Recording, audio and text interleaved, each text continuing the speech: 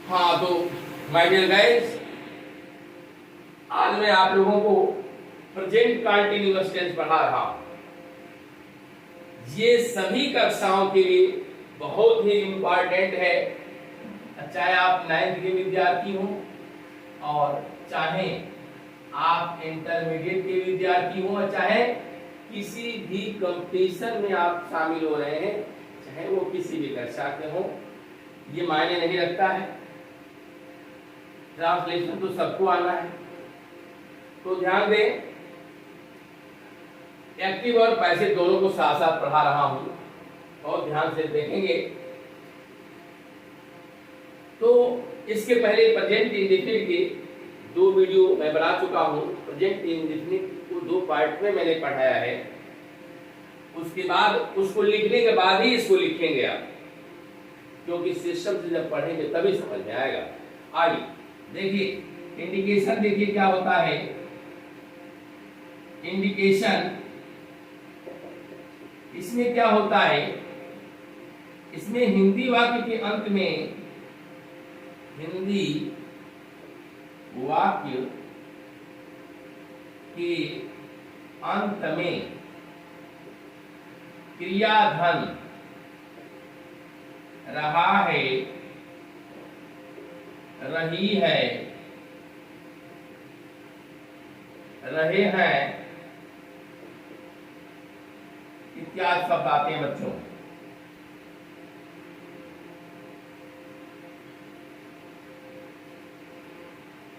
एक बात और ध्यान रखें, ये छोटे बच्चों वाली जो इंडिकेशन है, इसको केवल आप ना समझें, अब आप बड़े हो गए हो। एक बात और ध्यान दो, प्रेजेंट कंटीन्यूअस उसी वर्ग को कहते हैं बेटा जब वर्ब अपूर्ण हो, अधूरा हो। जैसे वह खेल रहा है, अभी खेलने का काम पूरा नहीं हुआ है, अधूरा। वह खड़ा है, इस वजह से समझते हैं सर प्रेजेंट परफेक्ट टेंस में नो। वह खड़ा है, खड़ा होने का काम इनकम्प्लीट है, अधूरा है, अपूर्ण है। देखिए, ऐसा नहीं है कि वो बैठ गया है, अभी वो कार्यक्रम चल रहा है। इसका उत्पत्ति अर्थ ही देख लीजिए, अनिश्चित। देखिए, अपूर्ण काल, अनिश्चित, अनिश्चित, अपूर्ण काल। इसका अर्थ ही अपूर्ण काल, पूरा नहीं, अधूरा है। इस प्रेजेंट कंटीन्यूअस में ये बात समझ लीजिए, जिसमें क्रिया अधूरी होती है, पूरी नहीं होती है, उसको तो प्रेजेंट कंटीन्यूअस कहते हैं। तो आइए इत्यादि शब्द आते हैं। पैसिव में क्या होता है, इसमें इंडिकेशन देखेंगे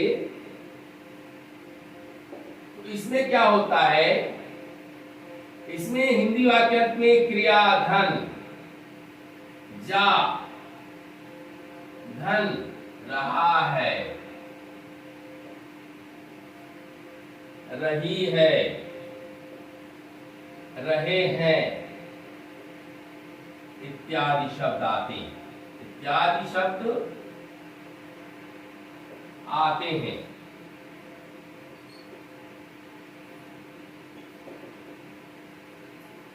अब देखिए, अफर्मेटिव में हम कैसे एक्टिव तथा पैसिव में वाक्य को बनाते हैं। अफर्मेटिव पहले बता रहे हैं,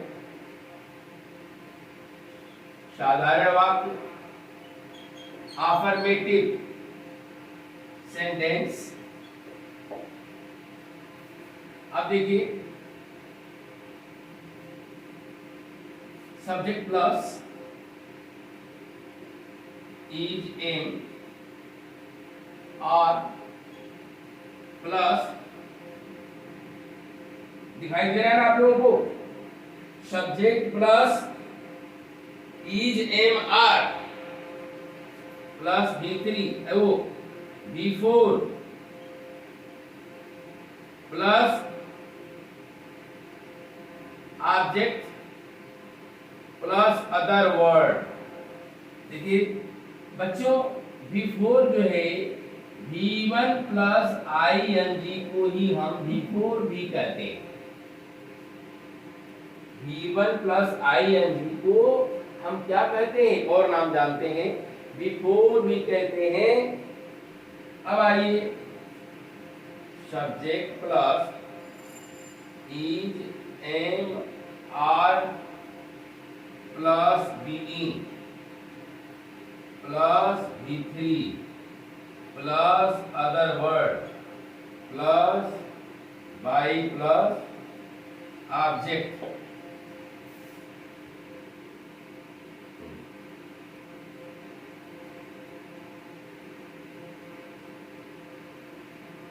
मैं उसको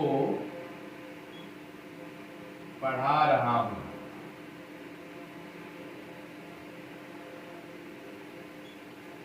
मेरे द्वारा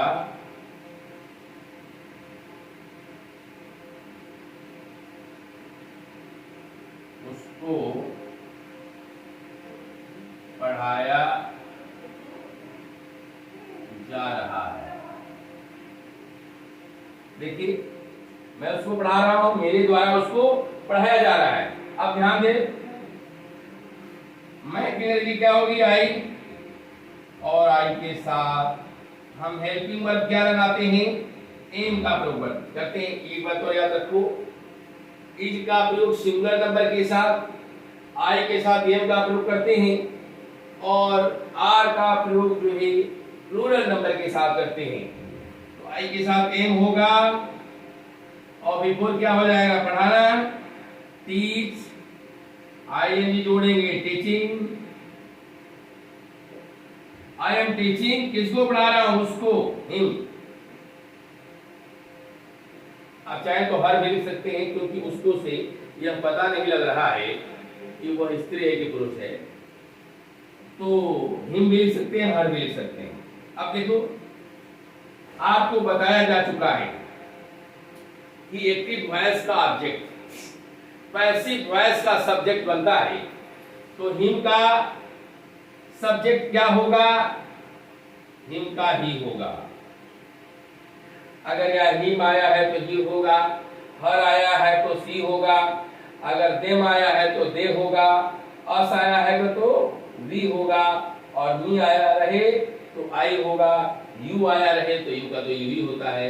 यू का प्रयोग ऑब्जेक्टिव और नॉमिनेटिव के दोनों ही रूपों में प्रयोग होता है। तो ही के साथ क्या लगाएंगे, इज। इसके बाद हम तुरंत बीइंग लगाएंगे पैसिव में, ही इज बीइंग, और बीइंग के बाद थर्ड फॉर्म, थर्ड फॉर्म क्या है, टीच का थर्ड फॉर्म टाट होता है। क्या होता है, टाट होता है। टाट अदर वर्ड नहीं है, तो आई का क्या करेंगे, आई का बाई में। एक बात और देखेंगे, यहाँ आई है, यहाँ बाई में हो गया। अगर यहाँ ही आया होता तो क्या होता, बाई हिम होता। अगर यहाँ सी होता तो बाई हर होता। अगर यहाँ दे होता तो बाई देम होता। माय डियर गाइस, समझ में आ गया। अब देखिए, इंट्रोगेटिव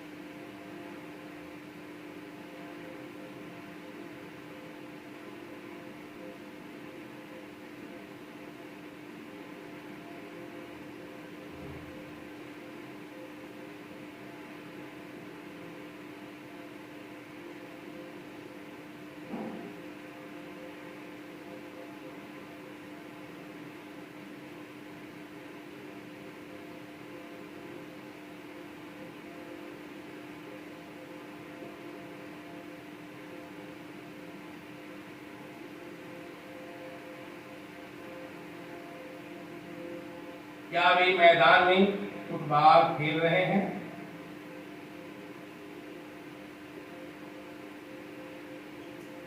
क्या उनके द्वारा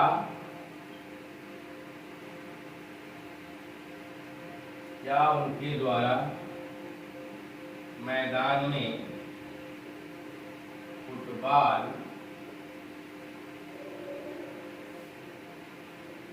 खेला जा रहा है?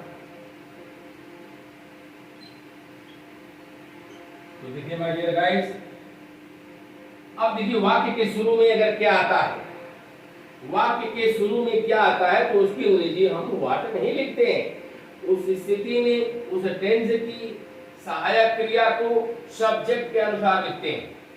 अगर सब्जेक्ट सिंगुलर है तो इज लिखेंगे, प्लूरल है तो आर लिखेंगे, और आई है तो एम लिखेंगे। तो माय डियर गाइस, सब्जेक्ट क्या है? वी प्लूरल है तो इसमें हम क्या लिखेंगे? आर दे, हो गया। उसके बाद हमको बिफोर लिखना है, खेलना, प्लेइंग। क्या खेल रहे हैं? फुटबॉल।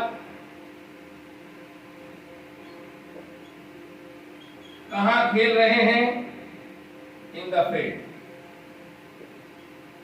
In the field.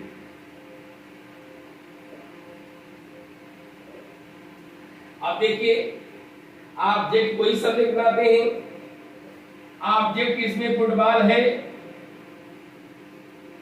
तो हम क्या करेंगे? फुटबॉल को यहां ला देंगे। फुटबॉल सिंगुलर है कि प्लूरल? सिंगुलर है, इसलिए इसके पहले हम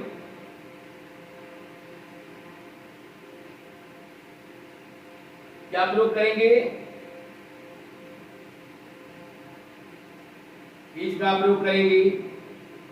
तो इज फुटबॉल, उसके बाद बीइंग,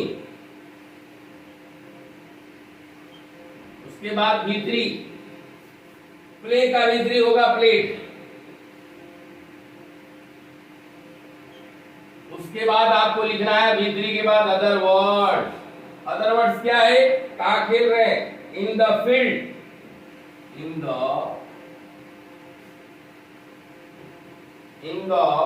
फील्ड। और फुटबॉल किनके द्वारा खेला जा रहा है? तो उनके द्वारा। तो दे का क्या होगा? Bye them.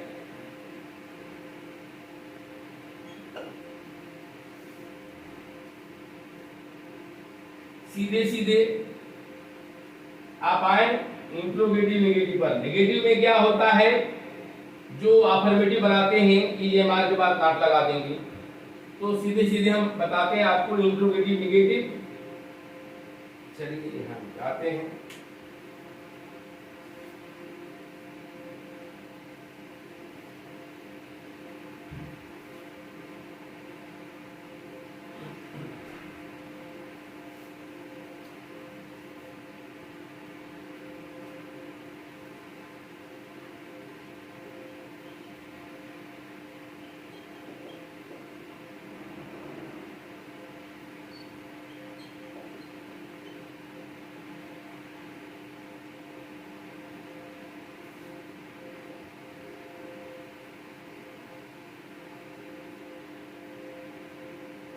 is in or plus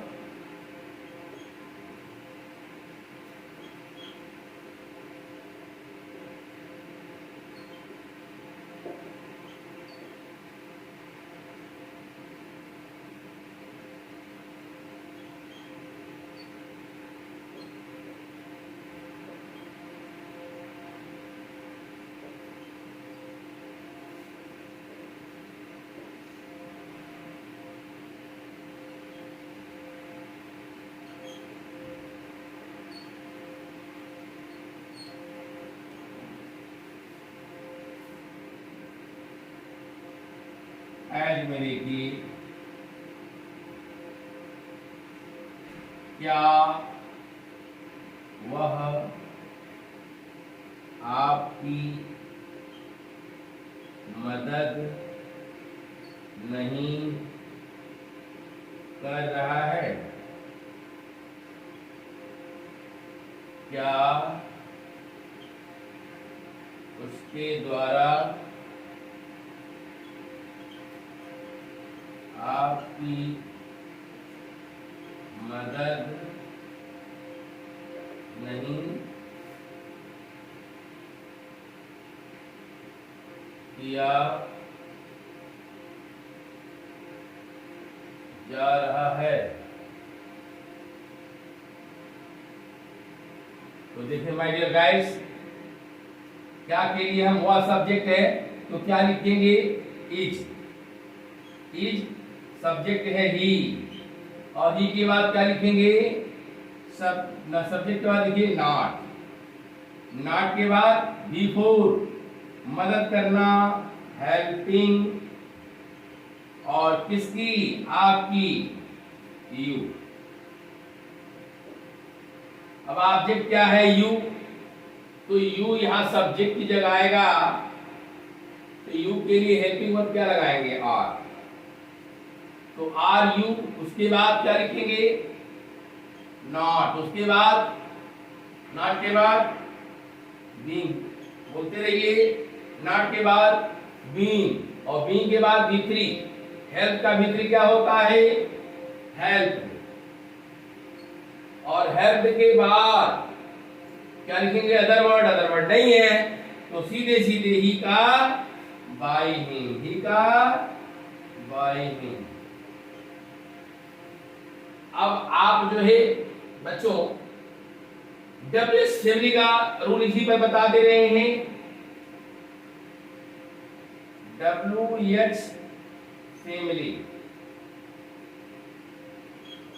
my dear guys, यहां इसके पहले केवल WH लगा दीजिए। इसके पहले केवल WH फैमिली लिख दीजिए, बाकी ज्यों का त्यों। तो बाकी ज्यों का त्यों आपको लिखना है। EJMR के पहले केवल WH फैमिली लिखना है, बाकी ज्यों का त्यों लिखना है। उसके बाद ठीक उसी तरह से इसमें भी आपको यहाँ WH फैमिली लिखना है,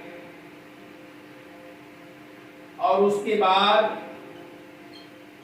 आपको जो का तो लिखना है। आप लोग ऐसा मत करिएगा, आप लोग पूरा फार्मूला लिखिए, मैं समझा रहा हूं, आप ऐसे मत करिएगा। तो देखिए इसी बात को मैं लिख रहा हूं, वो आपकी मदद क्यों नहीं कर रहा है? एज में वह आपकी मदद,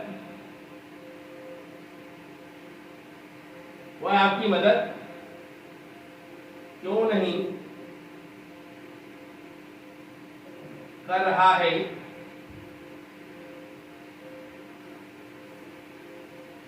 उसके द्वारा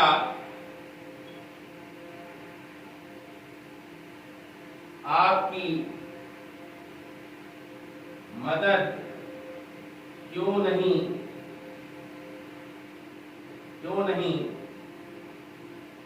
की जा रही है?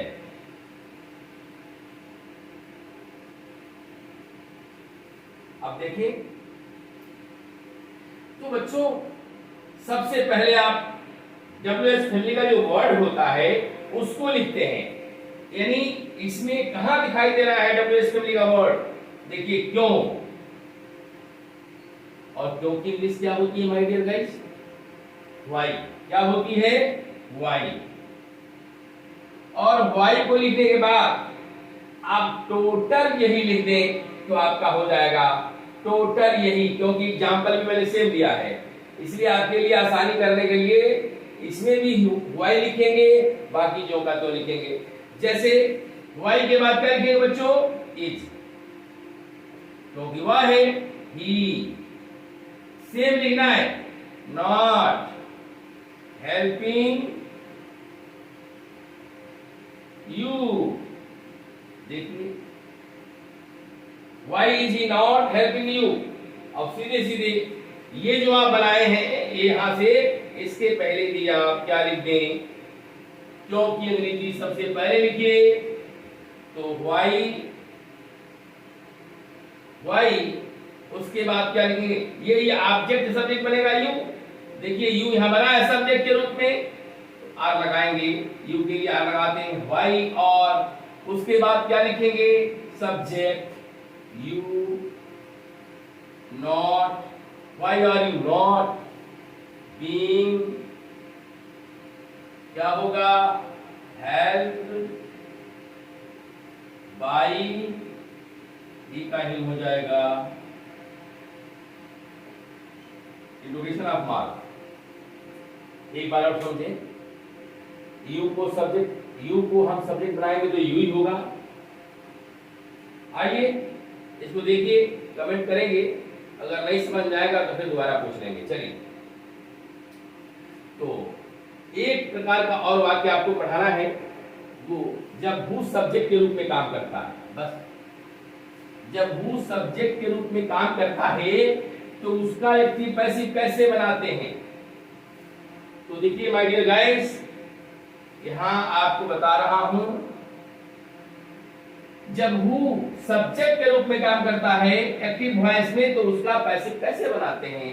तो देखिए, who plus is oblique are, या तो इज लगेगा नहीं तो आर लगेगा, before plus object plus other word, by whom plus is am are plus subject plus being plus V3 plus other word. अब देखिए माय डियर गाइस, आपकी मदद कौन कर रहा है, आपकी मदद कौन कर रहा है, आपकी मदद किसके द्वारा की जा रही है। देखिए, सबसे पहले हम सब्जेक्ट को लिखेंगे, जो सब्जेक्ट है यहां पर कौन, तो कौन की अंग्रेजी क्या होती है, हु। अब ये पता करना है कि हु के बाद ये लगाएंगे क्या, तो सेंटेंस से ही पता लग रहा है कि आपकी मदद कौन कर रहा है, यानी एक ही व्यक्ति है। कौन है, एक ही व्यक्ति है, तो हु इज, और उसके बाद क्या लिखेंगे, मदद करना, हेल्प, और उसमें आईएनजी लगाइए, हेल्पिंग यू। चलिए, हेल्पिंग यू। अब जरा ध्यान दें, हु का सीधे सीधे आप क्या करेंगे, यहां सब्जेक्ट के रूप में काम कर रहा है, यही वहां ऑब्जेक्ट बनता है। हु का ऑब्जेक्ट होम होता है। जैसे आप लिख रहे थे कि ही का ऑब्जेक्ट बनेगा बाय हिम, इसमें लास्ट में लिख रहे थे। अब हु वाले में क्या करते हैं, पहले ही लिख देते हैं। हु नॉमिनेटिव केस है, सब्जेक्टिव केस, सब्जेक्ट की जगह है, यही ना बनेगा। जो एक्टिव वॉइस का सब्जेक्ट होता है वही ना ऑब्जेक्ट बनता है। तो ऑब्जेक्ट हम ही को यहां लास्ट में कर रहे थे, हु वाले को शुरू में ही लिख देते हैं। तो हु सब्जेक्ट के रूप में है, इसका ऑब्जेक्ट पहले ही बना देते हैं बाय होम। अब देखिए, चलिए, यहां यू क्या है, ऑब्जेक्ट है। अब इसको हम सब्जेक्ट बनाएंगे, तो सब्जेक्ट अगर हम यहां रखते हैं, यू का यू ही होता है, तो यू के लिए हम इसमें से क्या लगाएंगे, आर लगाएंगे। तो बाय होम आर यू, और उसके बाद सब्जेक्ट के तुरंत बाद क्या लिखेंगे, बीइंग। क्या लिखेंगे, बीइंग। और बीइंग के बाद तुरंत V3 लिखेंगे, हेल्प का V3 क्या होगा, हेल्प। अदर वर्ड नहीं है, दैट्स ऑल। तो माय डियर गाइस, आप जो है आज ही इसको लिखेंगे, या दिमाग में रखें कि 2 बार आपको रफ पे लिखना है, अपने मन से लिखना है। 2-3 बार पढ़ें, उसके बाद बनाएं। नहीं समझ में आता है कमेंट करें, लेकिन सब्सक्राइब करना और लाइक करना न भूलें। तो दैट्स ऑल।